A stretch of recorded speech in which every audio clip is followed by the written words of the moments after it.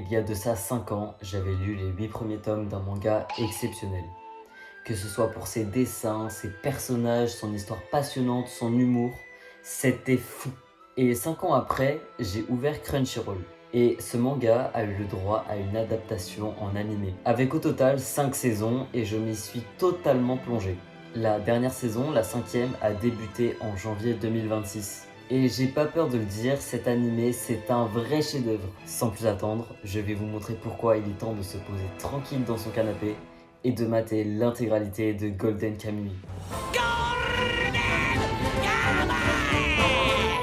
Dur de commencer à vous en parler tant cet animé est riche en tout point.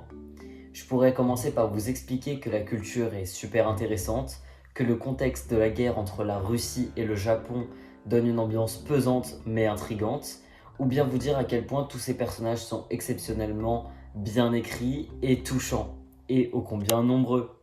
Ou encore vous dire que j'ai pas arrêté de me taper des barres devant, tellement l'humour est maîtrisé, ou simplement le nombre de sourires que j'ai lâchés devant mon écran, tellement c'est agréable à regarder. Mais il y a aussi eu beaucoup de moments où j'ai fini comme ça. Et j'ai laissé l'ending en entier pour y réfléchir. Alors commençons par le commencement. Qu'est-ce que ça raconte Golden Kamuy? On a deux personnages principaux, Sugimoto et Ashirpa, qui se trouvent actuellement sur l'île d'Hokkaido au Japon. Sugimoto, un ancien soldat japonais qui a affronté les Russes lors de la guerre, connu pour ses exploits lors de celle-ci, en a hérité le surnom de Sugimoto l'immortel. Très stylé. Lors de la guerre, Sugimoto a perdu son meilleur ami à qui il a fait la promesse de réunir assez d'argent pour payer l'opération pour les yeux de la femme de celui-ci. Mais Sugimoto est pauvre. Et ici, on est au début du XXe siècle. Ah, fallait pas compter sur les aides sociales. Seule solution qui te reste dans cette situation, c'est d'aller chercher de l'or dans une rivière. Ah oui, qui avait pas pensé. Et en cherchant de l'or, Sugimoto, il va rencontrer quelqu'un.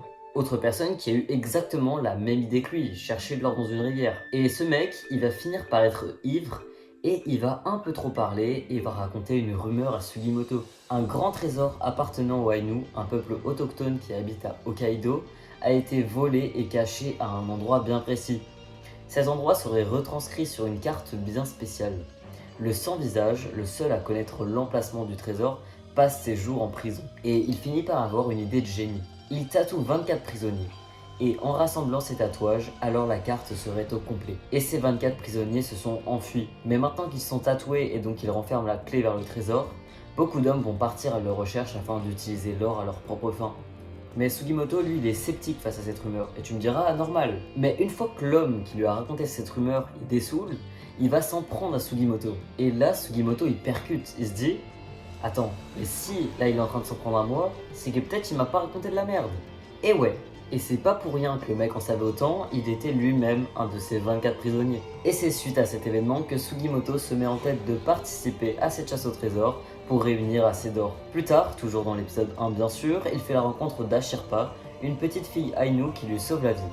Il se rend compte des connaissances exceptionnelles d'Ashirpa en matière de survie et c'est là que l'idée émerge. Ensemble, ils formeraient un duo inarrêtable. Et eux seraient capables de trouver le trésor. Et peu à peu, il se rendra compte qu'Ashirpa n'est pas sans lien avec cette chasse au trésor car elle-même est une Ainu.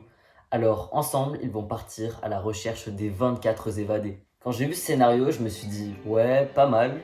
Mais sans plus, ce n'est qu'après avoir vu les premiers épisodes que j'ai compris. C'est bien plus qu'une simple chasse au trésor, et je vais vous expliquer pourquoi. La plus grande force de Golden Kamuy, c'est son casting de personnages immense et génialissime. Il y a tellement de personnages importants et attachants, c'est un truc de fou. Et en plus, ils sont tous faits d'une manière ou d'une autre. Vous verrez à quel point c'est super jouissif de comprendre les liens petit à petit au fur et à mesure des épisodes. Vraiment, ça m'a retourné le cerveau à chaque fois, c'est génial. Et ici, on peut jamais affirmer catégoriquement qui sont les gentils et les méchants. On nous montre des objectifs différents, avec 3 camps bien distincts au départ, mais qui finiront par évoluer, en passant tantôt par la case alliance, mais également par la trahison. D'un côté, on a Sugimoto et Ashirpa, de l'autre la 7ème division, un régiment qui veut également s'approprier l'or, dirigé par l'incroyable Tsurumi, un personnage dérangeant et également un stratège exceptionnel. Et finalement, le clan Hijikata, dont le personnage éponyme est le chef.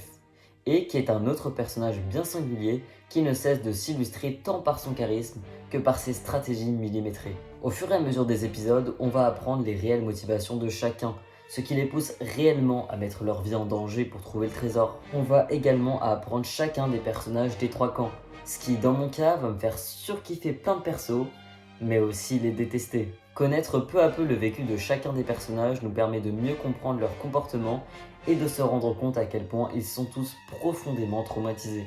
Pour ne citer que quelques personnages, on va commencer avec Sugimoto évidemment. Il a un côté hyper protecteur envers Ashirpa car il veut pas qu'elle subisse tous les malheurs qu'apporte la violence des hommes, et de l'autre, il est lui-même capable d'une violence inouïe afin de survivre ou bien de protéger Ashirpa. Et Ogata, déjà lui, il est trop stylé avec son regard fatigué, son doublage en japonais exceptionnel par Kenjiro Tsuda. 俺を殺してみろ。清い人間なんてこの世にいるはずがない。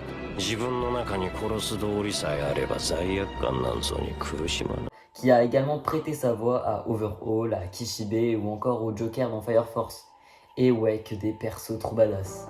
Mais au-delà de ça, il est super difficile à cerner.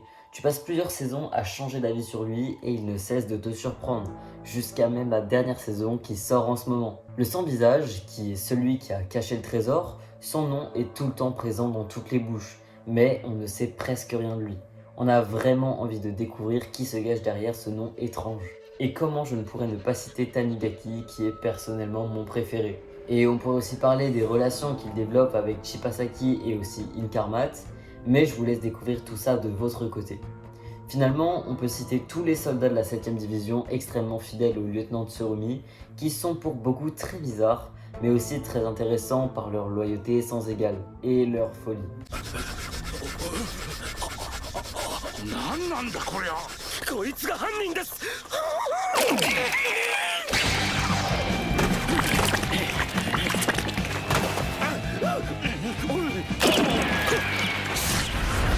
何なんだこれは。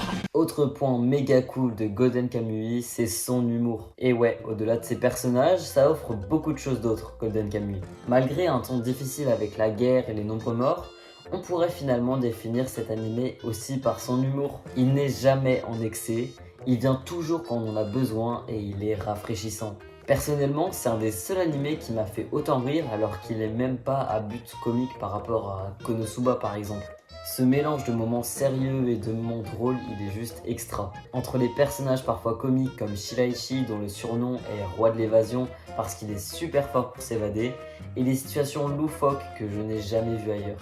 J'ai vraiment l'impression que cette œuvre a pris énormément de risques et que chacune de ces prises de risques sont très réussies.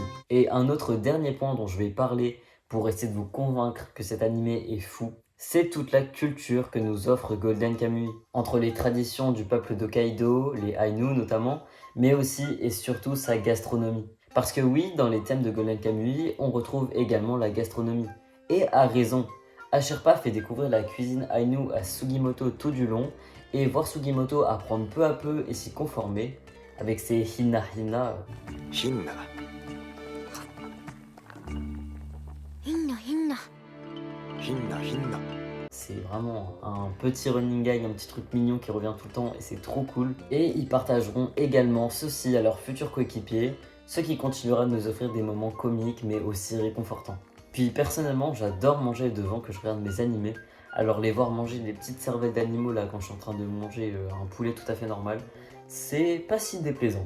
Et je désamorce tout de suite. Oui, il est vrai que l'animation, notamment lors des premiers épisodes, nous propose des ours animés en 3D qui peut faire grincer des dents. Et notamment expliquer pourquoi certaines personnes ne sont pas allées plus loin. Mais je vous rassure, il n'y en a pas tant que ça et ce n'est vraiment qu'au début. À part ça, on n'est peut-être pas sur la meilleure animation, je vous l'accorde, mais elle reste très efficace. Et je trouve qu'elle apporte un côté chaleureux, nous montrant qu'on n'a pas besoin d'en faire des tonnes pour faire une œuvre qualitative.